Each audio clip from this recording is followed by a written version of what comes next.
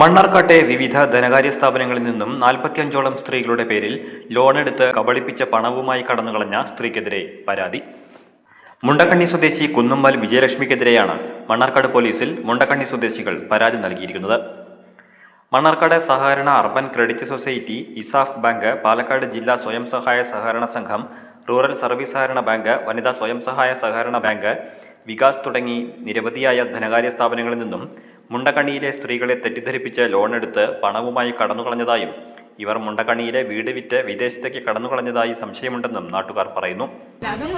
Group നമ്മൾ ആൾജാമ്യം വഴി തന്നെയാണ് എടുക്കുന്നത്. പക്ഷെ നമ്മൾ ഒറ്റയ്ക്കാണ് പോയിട്ട് സൈൻ ചെയ്ത് കൊടുക്കുന്നത്. ഞാൻ കുറി എന്ന് പറഞ്ഞാൽ കുറിക്ക് അടയ്ക്കാൻ എത്തില്ല എന്ന് പറഞ്ഞിട്ട് 3 അടവ് ഞാൻ അടച്ചായിരുന്നു. എന്നിട്ട് ഞാൻ പറ്റില്ല അവർ പറഞ്ഞ് ഞാൻ അടച്ചോളാം എന്ന് പറഞ്ഞിട്ട് ബാങ്കേരെ അറിയിച്ചിട്ട് സൈൻ ചെയ്ത് പോകുന്നതാണ്. പൈസ എപ്പോഴാണ് മേടിച്ചെടുത്ത് നമുക്കറിയില്ല. പിന്നെ അവർ നമ്മളെ വിളിക്കുമ്പോഴാണ് അല്ല, ഈ പണം നിങ്ങളുടെ ആവശ്യത്തിന് വേണ്ടി എടുത്താണോ? അല്ല, അവർക്ക് വേണ്ടി ലോൺ തരുമായിരിക്കും. അവർ പറയാൻ ബുദ്ധിമുട്ടുകൊണ്ടാണ് അങ്ങനെയാണ് ഇങ്ങനെയാണ് നമുക്ക് പറഞ്ഞു. അപ്പോൾ ഇന്ത്യ 2020 വാങ്ങിയതാണ് 50,000 ലോണ് സഹകരണ മേഖലയിൽ, അർബൻ മേഖല. അപ്പോൾ അതിന് നിങ്ങളുടെ മറ്റേ രേഖകൾ എന്താ സമർപ്പിച്ചിട്ടുള്ളത്? ആധാർ കാർഡ് മാത്രം. പിന്നെ കയ്യൊപ്പും. അത് എൻ്റെ അമ്മ ആശുപത്രി കിടക്കുന്നു. അവിടുന്ന് എന്നെ കൂട്ടി കൊണ്ടാണ് ഒപ്പിട്ട്.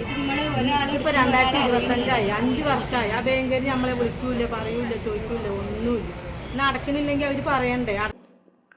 പാവപ്പെട്ട സ്ത്രീകളെ തെറ്റിദ്ധരിപ്പിച്ച് അവരുടെ പേരിൽ മണ്ണാർക്കാട്ടെ ധനകാര്യ സ്ഥാപനങ്ങളിൽ നിന്നും ലോണെടുത്ത് 1/2 കോടിയോളം രൂപയുമായി മുങ്ങിയ സ്ത്രീയെ നിയമത്തിന് മുന്നിൽ കൊണ്ടുവരണമെന്നും ബാങ്കിൽ പോലും പോകാതെ ലോൺ എടുത്തു എന്ന് പറയുന്നതിൽ ബാങ്ക് ജീവനക്കാർക്കും പങ്കുണ്ടോ എന്ന് പരിശോധിക്കണമെന്നും CPI ജില്ലാ അസിസ്റ്റന്റ് സെക്രട്ടറി മണികണ്ഠൻ പൊറ്റശ്ശേരി ആവശ്യപ്പെട്ടു. വായ്പ ഞാൻ എടുക്കുന്നത് എൻ്റെ അക്കൗണ്ടിൽ ക്രെഡിറ്റ് ചെയ്യാൻ പറ്റും. അതിന് പകരം ഒരു ക്യാഷായി കൊടുക്കുന്നു. ക്യാഷായി കൊടുക്കുന്നപ്പോൾ മുറ്റത്തെ റൂറൽ ബാങ്കിൻ്റെ കുടുംബശ്രീ ഭാഗം മുറ്റത്തെ കുടുംബശ്രീ ഭാഗം ഒരു വായ്പ എടുക്കുന്നു. അത് ഗ്രൂപ്പ് ലോണാണ്, JLG ആണ്, ജോയിൻറ്റ് ലയബിലിറ്റി ഗ്രൂപ്പാണ്. അപ്പോൾ അങ്ങനെ കൂട്ടായിട്ട് കിട്ടും. അതിൻ്റെ സെക്രട്ടറിയോ പ്രസിഡൻറ്റോ ആയിട്ട് ഒപ്പിട്ട് വാങ്ങുകയും എന്നിട്ട് ബാക്കിയുള്ളവർക്ക് കൊടുക്കുകയും. അപ്പോൾ ഇതെന്നത് എല്ലാവരും കൂടി ഫോമിൽ ഒപ്പുവെക്കും. പിന്നീട് 1-2 ആളുകൾ അതിന് ചുമതലപ്പെടുത്തും. ഈ മൈക്രോ ഫിനാൻസ് വായ്പകളിലൊക്കെ തന്നെ അതിൽ സ്ഥാപനം നടത്തുന്ന ആളുകൾക്ക് ഇതിൽ പങ്കുണ്ട്. അല്ലെങ്കിൽ ഇങ്ങനെ ചെയ്യാൻ പറ്റില്ല. അവർ അറിവുണ്ടാവും. മനസ്സറിവില്ലാതെ അവർക്ക് ഇങ്ങനെ കൊള്ള ചെയ്യാൻ പറ്റില്ല. പിന്നെ ചില ആളുകൾ നീ 1 ലക്ഷം എടുത്തോ, നീ അടയ്ക്കണ്ട, 5,000 എന്നാൽ പിടിച്ചോ, ഞാൻ അടച്ചോളാം. ഇവരെ വിശ്വസിച്ചു പണം കൊടുത്തു.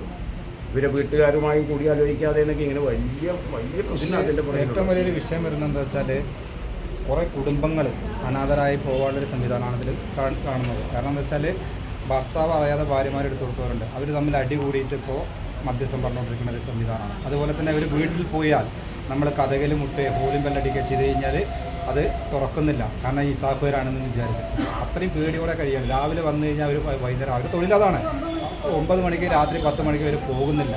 അപ്പോൾ അത്തരം ഒരു വിഷയമാണ് അവിടെ നേരിടുന്നത്. എന്താണെന്ന് വെച്ചാലും ഇതിൽ ഭൂരിഭാഗം എഴുതാനും വായിക്കാനും അറിയാത്ത ആളുകളാണ്.